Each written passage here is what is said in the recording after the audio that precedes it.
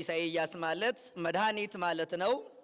እናትና አባቱ በትንቢቱ ሰውን እንደሚረዳ እንደሚጠቅም አውቀው ኢሳይያስ ብለው ሰይመውታል። አንድም የኋላ ሰዎች በትንቢቱ ሲረዳ ሲጠቅም አይተው ኢሳይያስ ብለውታል።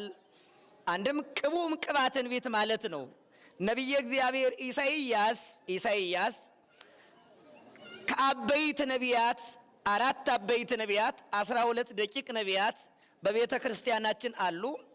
4ቱ አበይት ነቢያት የሚባሉት ነቢየ እግዚአብሔር ኢሳይያስ፣ ነቢየ እግዚአብሔር ኤርምያስ፣ ነቢየ እግዚአብሔር ሕዝቅኤልና ነቢየ እግዚአብሔር ዳንኤል ናቸው። ከነዚህ መካከል አንዱና የመጀመሪያው ከአበይት ነቢያት የመጀመሪያው ማን ይባላል? ኢሳይያስ። እስቲ በሉ ማን ይባላል? ኢሳይያስ ማለትሳ ምን ማለት ነው? መድኃኒት ማለት ነው። ኢሳይያስ እንደ ሐዋርያት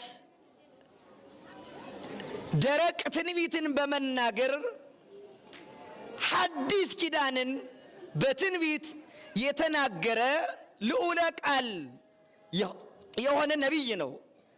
ነቢየ እግዚአብሔር ኢሳይያስ ድንግል በድንግልና ጸንሳ እንደምትወልድ ገና ከድንግሊቱ ዘመን ሳይደርስ ዓለም ከተፈጠረ ጀምሮ እንዲህ ያለ ነገር ሆኖ አያውቅም።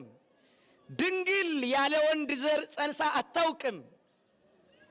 ዓለም ከተፈጠረ ጀምሮ እስከ ኢሳይያስ ዘመን ሆኖ የማያውቅ ወደፊትም ሊሆን የማይችል ሲሆን ግን ኢሳይያስ እነሆ ድንግል በድንግልና ጸንሳ ትወልዳለች፣ ወንድ ልጅንም ትወልዳለች፣ ስሙንም አማኑኤል ትለዋለች በማለት ሳይፈራ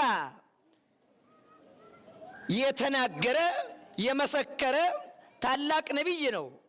በተመሳሳይ እስመናሁ ሕፃን ተወልደ ለነ ወልድ ተውህበ ለነ፣ እነሆ ሕፃን ተወልዶልናል ወንድ ልጅም ተሰጥቶናል፣ አለቅነት በጫንቃው ላይ ይሆናል፣ ስሙም ድንቅ መካር፣ ኃያል አምላክ፣ የዘላለም አባት፣ የሰላም አለቃ ተብሎ ይጠራል በማለት ኃያል አምላክ እንደሚወለድ በትንቢተ ኢሳይያስ ምዕራፍ 9 ላይ እና በድንግልናም እንደሚወለድ በትንቢተ ኢሳይያስ ምዕራፍ 7 ላይ የተናገረ ታላቅ ነቢይ ነው። ታዲያ